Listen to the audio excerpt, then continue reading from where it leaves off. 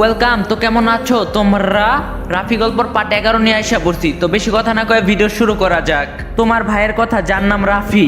হৃদয় বলল, তুমিও কি যে বলো, উনি তো এমনি আমার সাথে মজা করলো আর তুমি সেটাকে নিয়ে কি না কি ভাবছো। রোদেলা বলল, আমার তো মনে হচ্ছে তুমি নিশ্চয়ই আমার থেকে কিছু লুকাচ্ছ। হৃদয় বলল, তুমি কি এখন একটু থামবে প্লিজ? সারাদিন শুধু এক কথা, তোমাকে নিয়ে এখানে আসাটাই আমার ভুল হয়েছে, আর এখন এসব কথা আমার সামনে বলবা না। এরপর রোদেলা আর কিছু বলল না, কারণ সে জানে হৃদয় তাকে এ বিষয়ে আর কিছুই বলবে না। কিন্তু হৃদয়ের ভাইয়ের নাম কি তাহলে রাফি ছিল?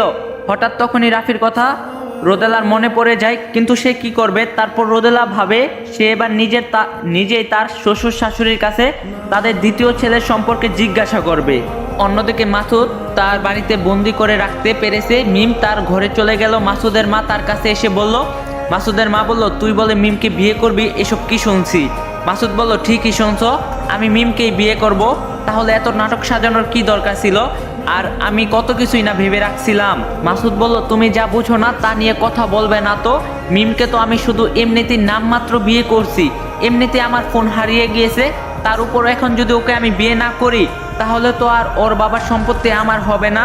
তা তুই কি করে বুঝলি তোর নামে সব সম্পত্তি লিখে দিবে? মাসুদ বলল, আহমা তুমিও না কি যে বলো, বাবার একমাত্র মেয়ে, তার কিছু হলে তো সব আমার নামেই হবে। আগে বিয়েটা তো করতে দাও, তারপর আমও খাবো, আটিও বুনবো। মিম বলল, বাহ খুব ভালো, এই জন্য আমাকে হঠাৎ করে বিয়ে করার জন্য পাগলামি হয়েছিল। মাসুদ আর মাসুদের মা মিমের এমন কথা শুনে পিছনে ফিরে দেখতে পারে যে পিছনে মিম দাঁড়িয়ে আছে আর তাদের এসব কথা এত সময় ধরে শুনছিল।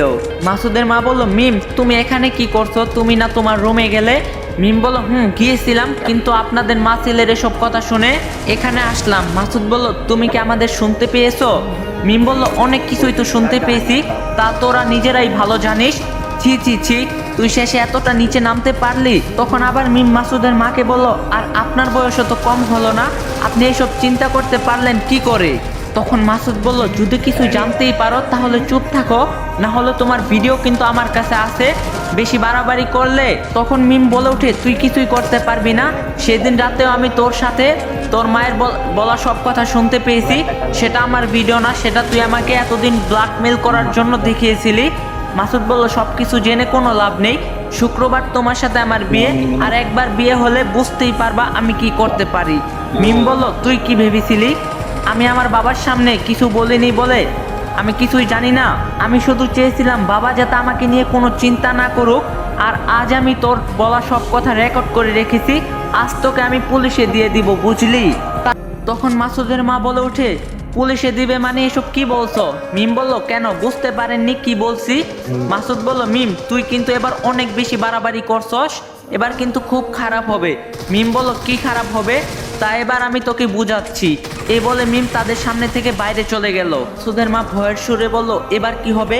মিম যদি সত্যি সেই রেকর্ড পুলিশকে জানায়, তাহলে তো আমরা জেলে যাব, তখন আমাদের কি হবে? মাসুদ বলল, আমিও তো সেটাই ভাবছি, মিম যদি এমনটা করে তাহলে তো। মাসুদের মা বলল, অত কিছু ভাবার সময় নেই, আমি যা বলছি তাই করো। মাসুদ বলল, কি করব এখন? মাসুদের মা বলল, মিমকে আগে আমাদের রাস্তা থেকে সরাত, তারপর অন্য কিছু ভাবা যাবে। মাসুদ বলল, কি বলতে চাইছো? মাসুদের মা বলল, বলছি মিমকে মেরে ফেলতে, না হলে সারা জীবন আমাদেরকে জেলে পচেই মরতে হবে। মাসুদ বলল, তুমি ঠিকই বলছো, দাঁড়াও ওকে মারার ব্যবস্থা করছি। এই বলে মাসুদ সেখান থেকে গেল, আর মিমকে এ বিষয়ে কিছুই জানতে পারলো না। এরপর মিম হাসপাতালে গিয়ে দেখতে পারে যে হৃদির স্বামী নাইম সেখানে এসেছে। মিম বলল, আপনি এখানে এখন এলেন? নাইম বলল, এই তো সকালে আপনার সাথেই মনে হয় আমার ফোনে কথা হয়েছিল। মিম বলল, তা আপনাদের না ডিভোর্স হয়ে গিয়েছিল, তাহলে যে আবার তার কাছে আসলেন? নাইম বলল, আসলে আমি আমার ভুল বুঝতে পেরেছি, আমি চাই হৃদি সারা জীবন আমার সাথেই থাকুক। মিম বলল, ভালো, তা আপনি কি এখন তার সাথে যেতে চান? হৃদি বলল, কিন্তু রাফিকে তো দেখতে পারছি না, সে কোথায়? কাল রাতে দেখা করতে এসেছিল। তারপর মিম খেয়াল করে, সত্যি তো রাফি এখানে নেই, তাহলে সে কোথায়? এরপর হৃদি নাইমের সাথে হাসপাতাল থেকে চলে গেল, কিন্তু সে রাফিকে দেখতে না পেরে অনেকটাই চিন্তায় পড়ে যায়, কারণ আজ রাফিকে সে তার মনের কথা বলবে। এদিকে রাফি ও ঋতু এক জায়গায় গেলে ঋতু তাকে বলে ওঠে। ঋতু বলল, হঠাৎ এখানে কেন নিয়ে আসলেন? রাফি তখন বলল, বলতে পারেন এটাও আমার নিয়তির অংশ, তাই করছি। আচ্ছা যাই হোক, যেই কথা বলার জন্য আপনাকে এখানে নিয়ে আসলাম সেটা বলতে চাইছিলাম। ঋতু বলল, বলুন। রাফি বলল, আপনি আপনার স্বামীকে কি এখনো ভালোবাসেন? ঋতু বলল, আগে ভালোবাসতাম কিন্তু এখন আর না। রাফি বলল, আমি যদি একইভাবে বলি, যাকে আপনি মিথ্যা অপবাদ দিয়ে সবার থেকে পর বানিয়েছিলেন, সে কি আপনাকে এখনো ভালোবাসবে? ঋতু বলল, জানি না, তবে আমাকে হয়তো বা কখনো আমাকে ভালোবাসে না। রাফি বলল, যদি আপনাকে আবারও ভালোবাসে? ঋতু নিশ্চুপ। রাফি বলল, আপনি কি আপনার স্বামীর কাছে আবারও ফেরত যেতে চান? ঋতু বলল, কখনই না। আজ যদি আমার বাবা মা বেঁচে থাকতো তাহলে হয়তো আজ আমার এই দিন দেখা লাগতো না। সব কিছু আজ আমার জন্যই হয়েছে। রাফি বলল, এবার নিজের উপর দোষারোপ করবেন না, এতে করে কখনোই আপনার দুঃখ কমবে না। যা হয়েছে তা নিয়ে শুধু শুধু কষ্ট পাবেন না। ঋতু বলল, তাছাড়াও তো আমার আর কোনো উপায় নেই। সেই দিন কেন আমাকে মারা যেতে দিলেন না? আর কেন আমার জন্য এত কিছু করছেন? আমার জন্য আপনার এত কিছু করে কি লাভ? তখন রাফি বলল, আপনি বলবেন না কেন আমি আপনার জন্য এত কিছু করছি? কারণ আপনি যাকে মিথ্যা অপবাদ দিয়ে পুরো পৃথিবীর কাছে অপরাধী করছেন, আমি সেই রাফি। রাফির এই কথা শুনে ঋতু হতভম্ব হয়ে যায়, কারণ সে তার নিজের চোখকে বিশ্বাসই করাতে পারছে না। যাকে সে একদিন সবার সামনে পুলিশের হাতে হ্যান্ডকাপ পরিয়ে নিয়ে যাচ্ছিল, আজ 8 বছর পর তাকে আবারও দেখলো। রাফি বলল, কি অবাক হচ্ছ? অবাক হওয়ারই কথা। একদিন তোমার বাড়িতে বেড়াতে গিয়েছিলাম, তবে শুধু তোমার জন্য। যাকে এতদিন ধরে নিশ্চুপভাবে ভালোবেসেছিলাম, তাকে সেই ভালোবাসার কথা বলার জন্য। কিন্তু সেই ভালোবাসার কথা বলার জন্যই তুমি আমাকে এত বড় শাস্তি দিয়েছিলে। ঋতু আর কিছু না ভেবে রাফিকে জড়িয়ে ধরে কাঁদতে লাগলো। তখন ঋতু বলল, আমাকে তুমি মাফ করে দাও, আমি বুঝতে পারিনি তুমি আমাকে কত ভালোবেসেছিলে। রাফি বলল, ভালোবেসেছিলাম না, বরং আজও তোমাকে অনেক ভালোবাসি, কারণ তুমি আজও আমার মনের সেই ভালোবাসার মানুষটা হয়েই আছো। ঋতু বলল, তুমি আগে বলো আমাকে ক্ষমা করে দিয়েছো কি না? রাফি বলল, ভালোবাসার মানুষটা যখন এত বছর পর বুকে জড়িয়ে থাকে, তখন তাকে ক্ষমা না করে কি থাকতে পারি? কিন্তু তবু আজ আমি সবার কাছে তোমারই ধর্ষণকারী, কিন্তু আজও তোমায় ভালোবাসি। ঋতু বলল, আমি আমার ভুল বুঝতে পেরেছি, তুমি দয়া করে আর আমাকে ছেড়ে চলে যেও না। রাফি বলল, ছেড়ে যদি চলে যাই তাহলে কি করবে? ঋতু বলল, তোমাকে আর আমার জীবন থেকে যেতে দিব না, চলো আমরা বিয়ে করি। রাফি বলল, কি বলছে এসব? বিয়ে করব মানে? ঋতু বলল, হ্যাঁ, যেই মানুষটাকে বছরের পর কষ্ট দিয়ে সবার থেকে দূরে রেখেছি, তাকে আর আমি হারায়া ফেলতে চাই না। রাফি বলল, সত্যি বলছো তো? ঋতু বলল, সত্যি বলছি, প্লিজ তুমি আমাকে ছেড়ে যেও না। সত্যি রাফি, আমি তোমাকে অনেক ভালোবাসি রাফি। রাফি বলল, তাহলে আমার সাথে চলো। ঋতু বলল, কোথায়? রাফি বলল, কেন, তোমাকে বিয়ে করতে হবে না? ঋতু বলল, সত্যি আজ তুমি আমাকে বিয়ে করবে?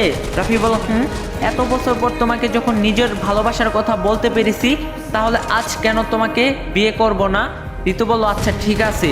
রাফি বলল, কিন্তু এখানে নয়, বরং রংপুর গিয়ে আমরা বিয়ে হবে আমাদের। ঋতু বলল, কেন? রাফি বলল, যাকে পাওয়ার জন্য সবার থেকে এত বছর দূরে থাকলাম, আজ তাকে যখন বিয়ে করব, তা অবশ্যই সবার সামনে বিয়ে করব। ঋতু বলল, ঠিক আছে চলো তাহলে। এই বলে রাফি আর ঋতু আমরা সেই রংপুরে যাওয়ার জন্য রওনা দেয়। আর এদিকে মিমের কথা রাফির একবারেই ভুলে গিয়েছে। এদিকে মিম ও রাফির কথা অনেক অনেক মনে পড়ছে, কারণ রাফিকে সে অনেক ভালোবাসে আর তার এখন কোনো খোঁজই নেই। রিদি ও নাইম চলে যাওয়ার এত সময় হলো, তবুও রাফি আর সেখানে আসে না। তখন মিমের কাছে সেই ডাক্তার আসলো আর ডাক্তার বলল, ম্যাম আপনার কি এখনো মন খারাপ? মিম বলল, রাফি কি এখানে আর এসেছিল? ডাক্তার বলল, কালকে তো এসেছিল, কিন্তু তারপর তো আর দেখিনি। মিম বলল, তাহলে সে এখনো কেন আসলো না? ওর কি কিছু হলো না তো? ডাক্তার বলল, তা তো বলতে পারবো না, তবে আমি কালকে শহরে দেখেছিলাম যে। মিম বলল, কি দেখেছিলেন? ডাক্তার বলল, ঠিক বলতে পারবো না, তবে মনে হয় একটা মেয়ের সাথে দেখেছিলাম তাকে। মিম বলল, কি বলছেন এসব? রাফি অন্য মেয়ের সাথে কি করে দেখবেন? আপনি নিশ্চয়ই ভুল কিছু দেখছেন। ডাক্তার বলল, হতে পারে, তবে আমার মনে হয় সেটা রাফিই ছিল। মিম বলল, আপনি ভুলই দেখেছেন, সে এমন ছেলে না। ডাক্তার বলল, আপনি কিছু মনে না করলে একটা কথা বলতাম। আমি জানি আপনি মানুষ হিসাবে খুবই ভালো, কিন্তু যেই মানুষটাই একদিন হাত ছিল না, তাকে আপনি নিজের হাতে খাবার খাইয়ে দিলেন। আবার যতটুকু শুনছি আপনাদের বাড়িতেও ছিল, তবুও কেন আপনি তাকে এত ভালোবাসলেন? মিম বলল, সে আমার মনে ভালোবাসার জায়গা করে নিয়েছে, সে যেমনই হোক না কেন তাকে সারা জীবন আমি ভালোবেসে যাব। ডাক্তার বলল, সে যদি আপনাকে না ভালোবাসে তাহলে কি করবেন? মিম বলল, সে আমাকে ছাড়া আর কাউকে ভালোবাসে না, কারণ সে কখনো আমাকে ভুলতে পারবে না। ডাক্তার বলল, আচ্ছা তাহলে তাই হোক, দোয়া করে আপনি যেন তাকে সারা জীবনের জন্য আপন করে পান। এরপর ডাক্তার চলে যাওয়ার পর মিম তারপরও অনেক সময় অপেক্ষা করে পরে আর রাফি ফিরল না। তাহলে মিম তাকে কোথায় খুঁজবে? এত বড় শহরে সে কিভাবে রাফিকে খুঁজবে? মিম হাসপাতাল থেকে বেরিয়ে আবারও তার বাড়ির দিকে যাওয়ার জন্য বের হয়। ঠিক তখনই মাসুদ তার কাছে পিস্তল তাক করে মিমের উপর। কারণ মাসুদ তখন মনে করছিল মিম হয়তোবা তার নামে থানায় পুলিশের কাছে মামলা করতে যাবে, আর মাসুদ তখন জেলে যাবে। কিন্তু সে মিমকে এমন কিছু করতে দিবেই না। আসসালামু আলাইকুম গাইস, আপনাদের যেই টার্গেট দেয় আপনারা সেই টার্গেটটাই কমপ্লিট করে ফেলান। আপনাদের এই ভিডিওতে একটা টার্গেট দিতাছি, যদি এই ভিডিওতে 20,000 লাইক 2,000 কমেন্ট কমপ্লিট করে দিতে পারেন তাহলে পার্ট 12তে পুরো রাফি গল্প শেষ করে দিন। তো এই ভিডিওটা সবাই বেশি বেশি করে লাইক করে দিবেন। যদি 20,000 লাইক কমপ্লিট করতে পারেন তাহলে পার্ট 12তেই রাফি গল্প শেষ করে দিব। তো ভিডিওটা সবাই বেশি বেশি করে লাইক করেন, আর আমার চ্যানেলে নতুন যদি থাকেন অবশ্যই চ্যানেলটা সাবস্ক্রাইব করে দিবেন। আর রাফি গল্প শেষ হইলে রাফি গল্পর নামে কি কোনো গল্প চান, রাফি গল্পর নামে গল্প যদি চান এইটাও কমেন্ট বক্সে বলবেন। তো ভিডিওটা লাইক করেন, চ্যানেলে নতুন থাকলে অবশ্যই চ্যানেলটা সাবস্ক্রাইব করেন। তো দেখা হবে। আর পার্ট 11 আপনাদের কাছে কেমন লাগছে অবশ্যই কমেন্ট বক্সে বলবেন। আর দেখা হবে নেক্সট ভিডিওতে। সবাই ভালো থাকবেন, সুস্থ থাকবেন। আল্লাহ হাফেজ।